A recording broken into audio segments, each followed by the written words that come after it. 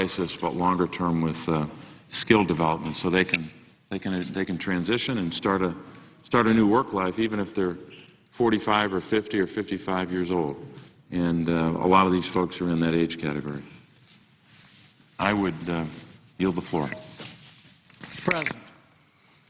The senator from South Carolina is recognized. Mr. President, I'd like to speak in support of Senator Rubio's amendment and thank him for helping us to focus on the original intent of trade adjustment assistance. Obviously, we want to help folks that are unemployed or displaced because of trade, but we have to realize where we are with our country right now, we're using borrowed money and sometimes printed money in order to help people. So we have a responsibility to taxpayers and to some form of fiscal sanity as well as to those who've lost their jobs. And what Senator Rubio is trying to do is to restore those original responsible boundaries of trade adjustment assistance to make sure that this program is focused on those who are really hurt by trade agreements. Now, the discussion is somewhat odd in the first place in that for several years the President's been telling us that these trade agreements are actually going to increase jobs in our country, expand exports, which I believe they will. But to use this as an excuse and to hold these trade bills hostage for several years in order to fund a program which really duplicates many other programs, because we need to remember that those who are put out of work in our country today have not only regular unemployment benefits, but have been extended much beyond what we've done before. And that there are dozens of state and federal training programs now that duplicate each other. Unfortunately, many of them have been found to be ineffective. But for us to lay another layer of duplication on top of that, under the guise of showing compassion, I think we also have to make sure that we're being responsible. So we want to help folks who are unemployed, but we do need to make sure that we're being responsible to the taxpayers here. As I said, the Trade Adjustment Assistance was originally designed to help those who were put out of work. And believe me, coming from a textile state like South Carolina, trade with China and other countries displaced a whole lot of textile workers. Retraining is very important. The new jobs that moved in required more technical capabilities. But what we found as we've seen how our good intentions have hit the ground in South Carolina and around the country is even our own Office of Management and Budget rated TAA is ineffective. And the program cost taxpayers $1.3 billion in just this year in 2011. And we're finding that what it was intended to do, it's not doing. It's not well managed. It's not helping the people that it's supposed to help. And since its inception, the program has gone from those, a focus on those who lose their jobs because of trade, to all kinds of institutions, training groups, and frankly, fraud, duplication, and not helping the folks that it's intended to help. You know, if you want to know how far out of bounds that the program has gone, we all know the story of Solyndra, solar company that got almost over $500 million from American taxpayers and then went bankrupt, and we lost our money. The workers now at Solyndra are applying for TAA benefits, not because trade put them out of business, but frankly, a coordinated effort of our government and Solyndra management have put these people out of work. But you can see if they're now using a program called Trade Adjustment Assistance to add to their unemployment benefits, the program is no longer within the bounds that it was intended. And if we're going to tell the taxpayers this program is intended for one thing, we need to make sure it is. And what we're talking about now are trade agreements with Colombia, Panama, and South Korea. No one has come and told us that these agreements are going to cost American jobs. Yet we have to pass more spending programs, add on to a program that has been proved ineffective in order to add jobs here in America. That's not good policy. I don't think it's good politics. So I'm thankful Senator Rubio is taking the leadership here to shine a spotlight on the need to help people while at the same time being responsible to taxpayers. We don't need to be funding additional unemployment for every company that goes out of business and is not properly managed. If we keep this program focused, it will help the people we need to help while, again, being responsible for hardworking Americans who are paying the taxes. So I encourage my colleagues to take a look at this. Federal programs to continue to expand and expand and expand. They become less and less effective. They cost more and more money. If we're going to continue this program, let's do it responsible. Thank you, Mr. President. I yield back. And I note the absence of a quorum. Clerk will call the roll. Mr. Akaka.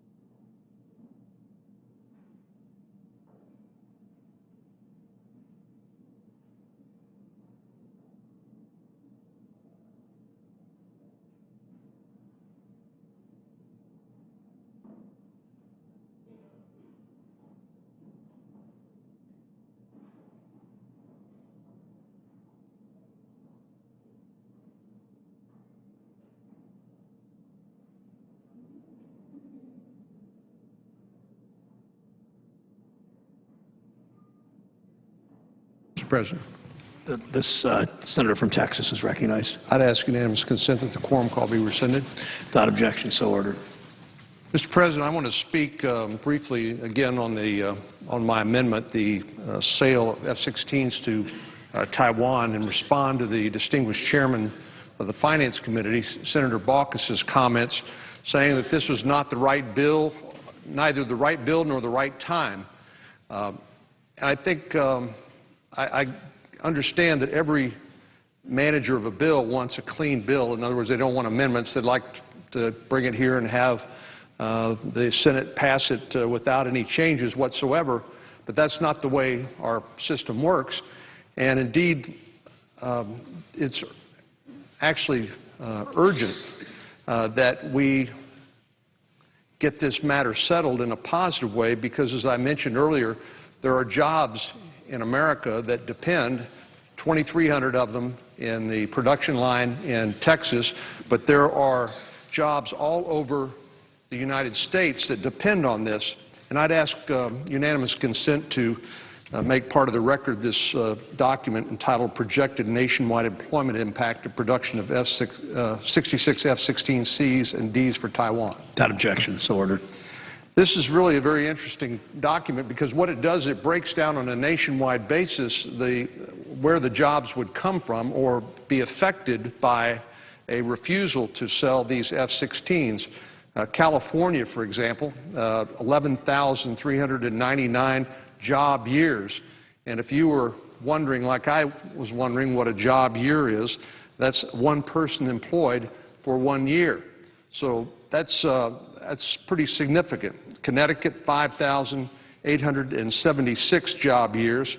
And in Ohio, I know the current occupant of the chair, the distinguished senator from Ohio, will be interested to know that Ohio would see 10,577 job years as a result of this sale. So as manufacturing is important in the state of Ohio, it's important in the state of Texas, and why would we not want to see these jobs created by this sale?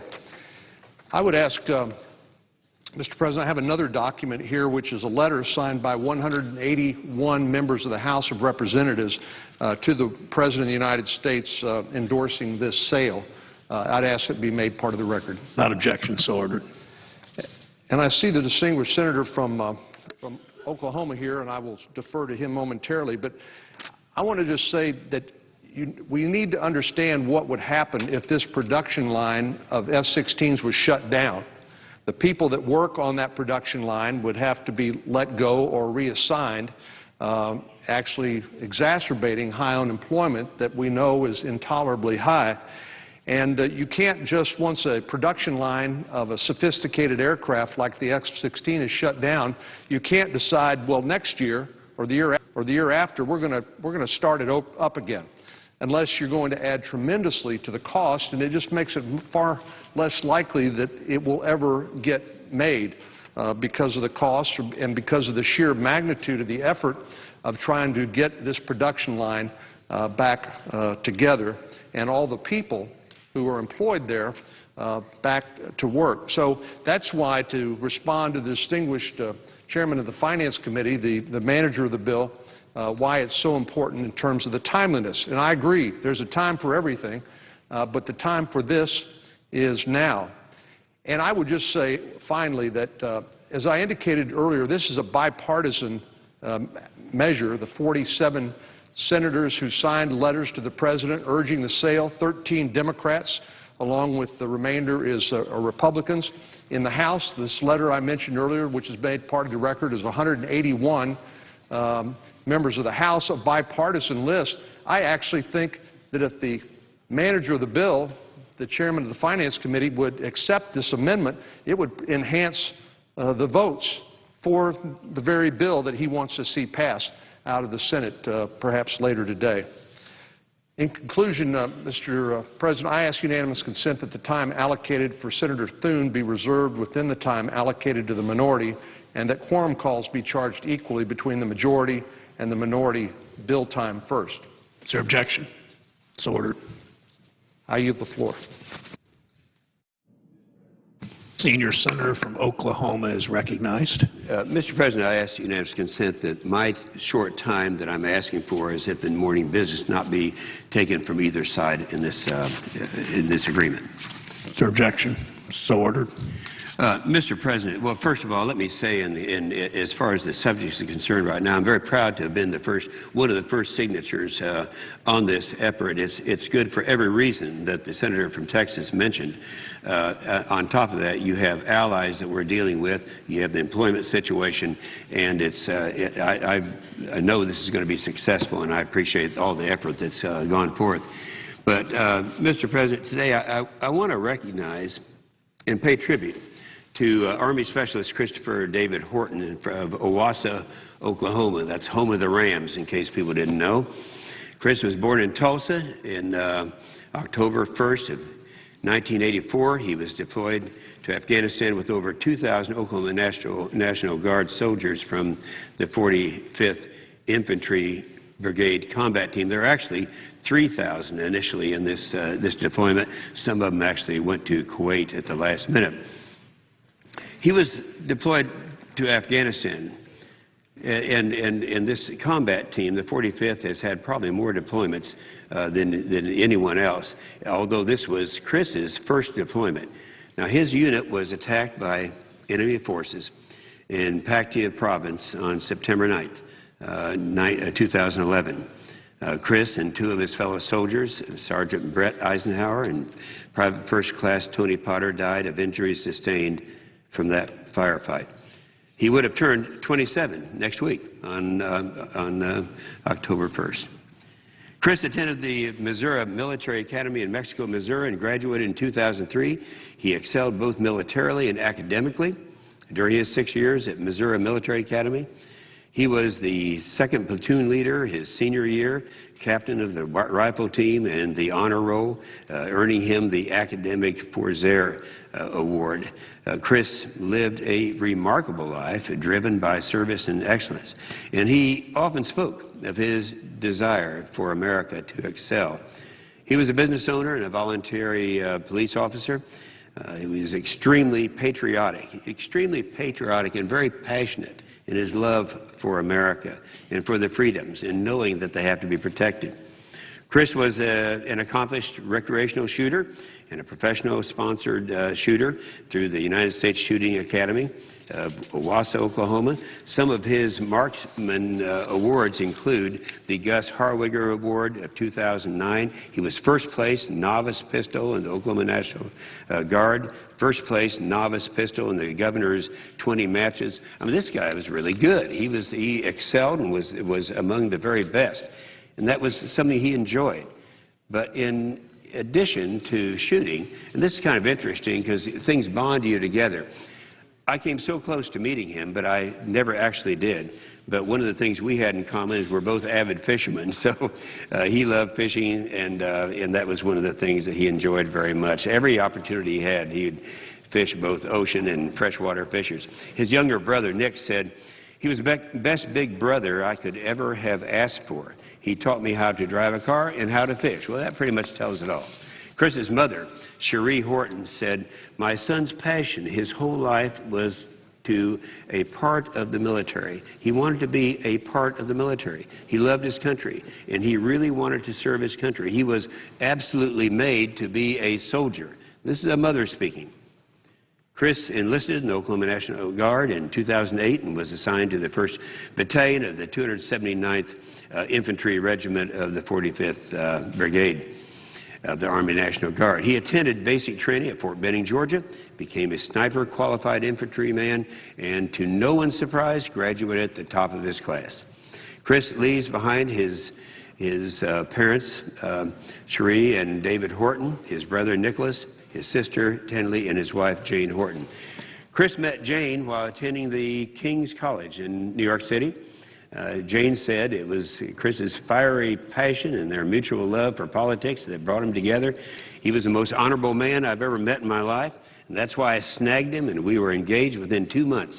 We were married very fast, and so she knew what she was out after. And I know this is true because my staff and I got to know Chris through his wife, Jane. She was an intern for me. She worked in my office, and we had these exchanges all the time. And as could be expected, Jane took a personal interest in operations in Afghanistan. She worked with my legislative staff responsible for military and veterans affairs.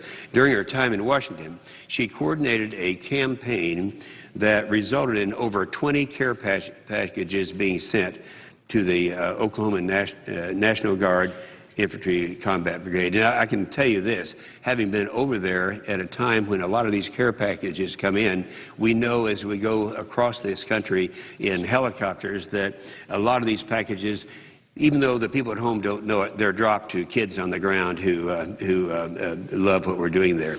So I think Jane represents the best asset our military has at its disposal, and that's the military spouses. Her zeal and dedication are not uncommon attributes for military spouses who, quote, hold down the fort, unquote, while their loved ones are deployed.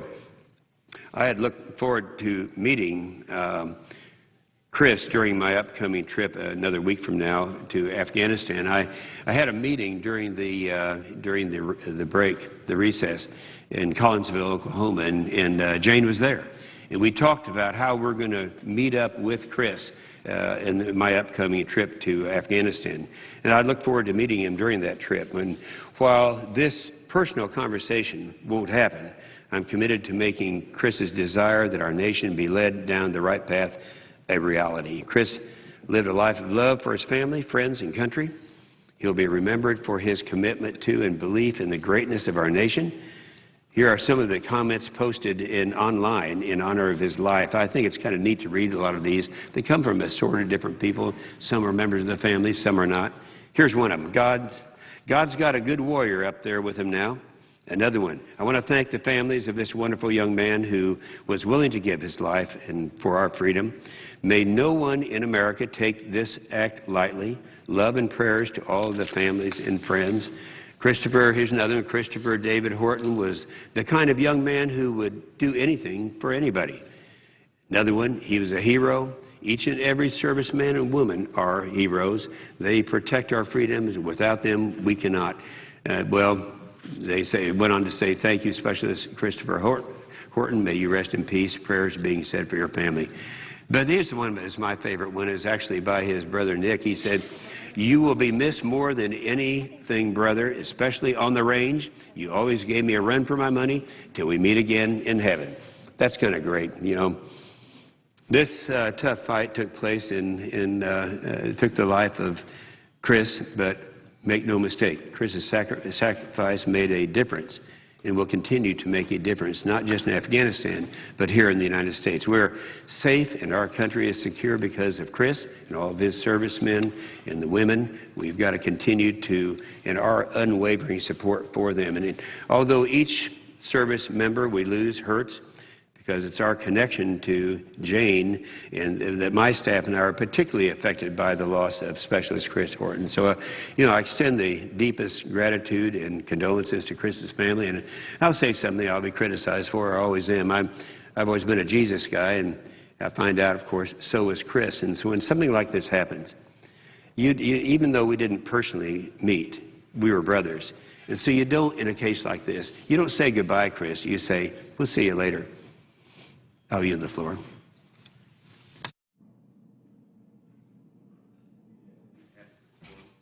The clerk will call the roll. Mr. Akaka.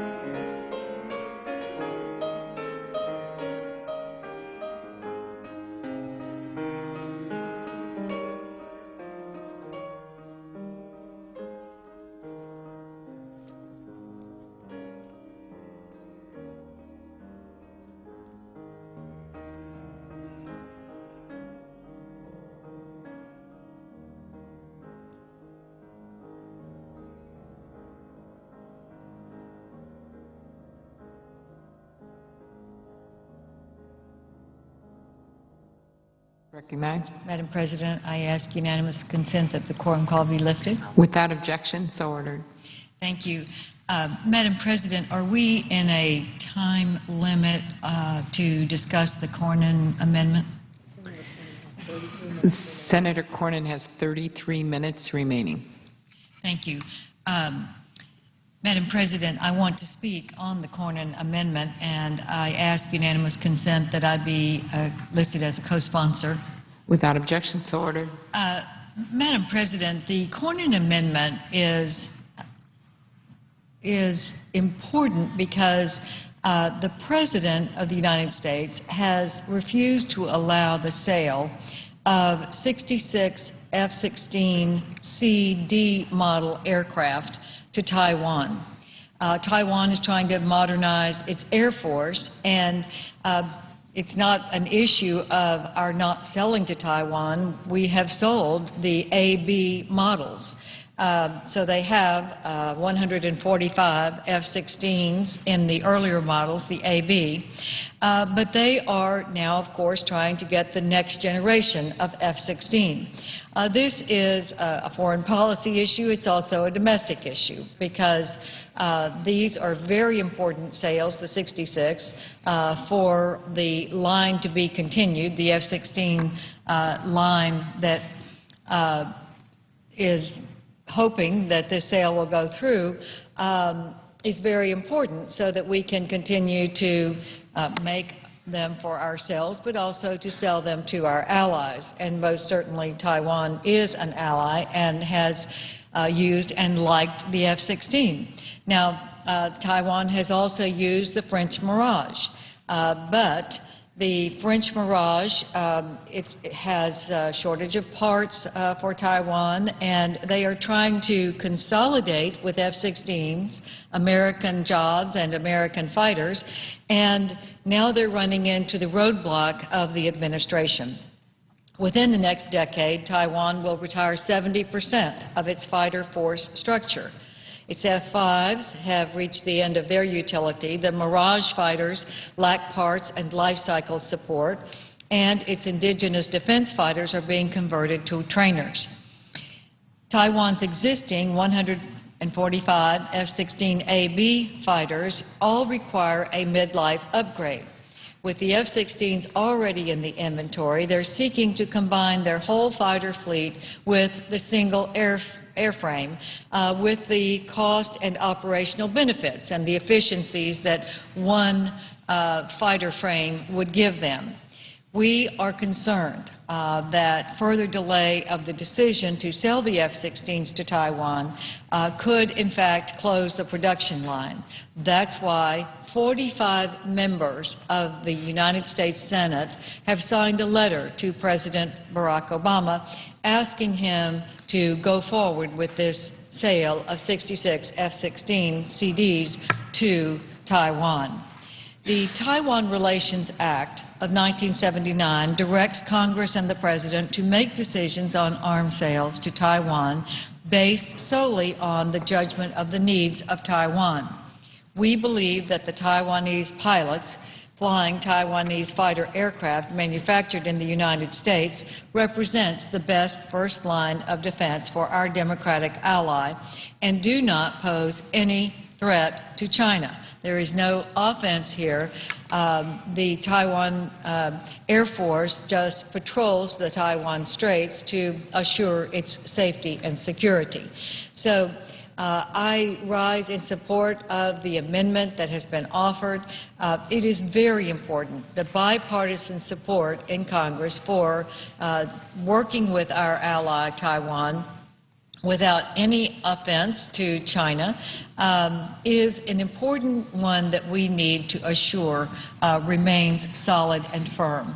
I hope that our colleagues will help us with the amendment that will assure that this sale goes through, that we keep the commitments that we have made, and that we have the ability to sell to Taiwan.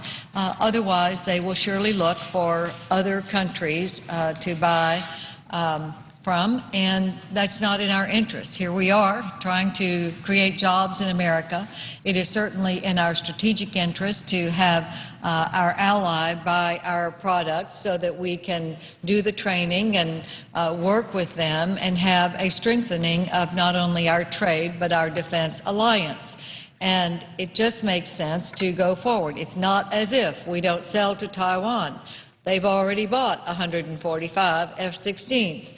They want 66 more of the newer version. Mr. President, it is time for us to do what is right for our country, for jobs in our country, for our national defense, and for the keeping of our commitments and ties with our ally, Taiwan. I urge support for the Cornyn Amendment. Since so many Democrats have signed the letter to the President, I hope that that will translate into votes for the amendment so that it will be clear that the bipartisan support in this United States Senate for the F-16 sales to Taiwan is accomplished. Thank you, Madam President. I yield the floor and suggest the absence of a quorum. Thank you. The clerk will call the roll. Mr. Akaka.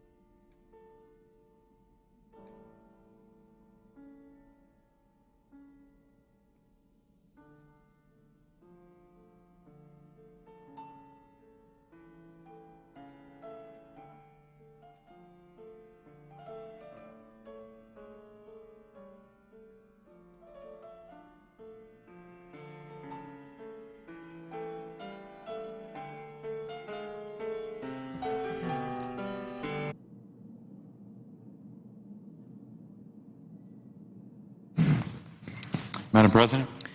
The senator from Pennsylvania is recognized. Madam President, I'd ask that the quorum call be vitiated. Without objection, so ordered. Madam President, I have 8 unanimous consent requests for committees to meet during today's session of the Senate. They have the approval of the majority and minority leaders. I ask unanimous consent that these requests be agreed to and that these requests be printed in the record. Without objection, so ordered. Thank you, Madam President. I would note the absence of a quorum. The clerk will call the roll. Mr. Akaka?